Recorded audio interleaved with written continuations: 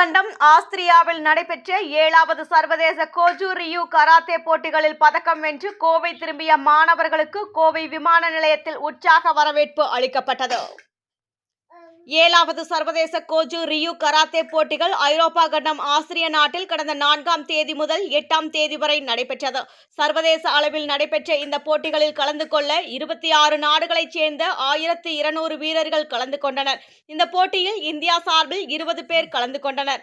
மேலும் இந்த போட்டிகளில் தமிழ்நாடு கோஜு ரியூ அமைப்பின் தலைவர் சென்சாய் பார்த்திபன் மற்றும் செயலாளர் பிரமோஷ் ஆகியோர் தலைமையில் கோவையைச் சேர்ந்த 6 வீரர்கள் பல்வேறு பிரிவுகளில் கலந்து கொண்டு பதக்கங்களை வென்று சாதனை படைத்தனர்.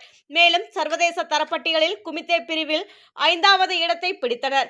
கோவையைச் சேர்ந்த கைலாஷ் என்ற மாணவர் 16 வயதிற்கு மேற்பட்டோர் பிரிவில் டீம் கட்டாவில் வெண்கலப் பதக்கமும், சீனியர் குமித்தே பிரிவில் தர்னிஷ் 84 கிலோ எடை பிரிவில் வெண்கலப் பதக்கமும், 21 வயதுக்குட்பட்டோருக்கான குமித்தே பிரிவில் வெண்கலப் பதக்கம், பெண்கள் பிரிவில் டீம் கத்தா பிரிவில் மகா கௌரி வெண்கலப் பதக்கம், சீனியர் குமித்தே பிரிவில் 84 கிலோ எடை பிரிவில் வெண்கலப் பதக்கம், ஆகாஷ் 21 வயதுக்குட்பட்டோருக்கான குமித்தே பிரிவில் தரவரிசை பட்டியலில் 5வது இடம் பிடித்து சாதனை படைத்துள்ளார்.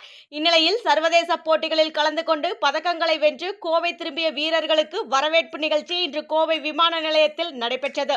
முன்னதாக நிகழ்ச்சி ஒன்றில் கலந்து கொள்ள கோவை விமான நிலையம் வந்த மத்திய நிதியமைச்சர் நிர்மலா சீதாராமன் சர்வதேச அளவில் சாதனைகள் படைத்து நாடு திரும்பிய இந்திய அணியின் தமிழக வீரர்களுக்கு வாழ்த்துக்களை தெரிவித்தார். பின்னர் விமான நிலையத்தில் திரண்டு வந்திருந்த பெற்றோர்கள், கராத்தே ஆசிரியர்கள், பொதுமக்கள் வெற்றி பெற்றவர்களுக்கு மலர் தூவி வரவேற்பு அளித்தனர்.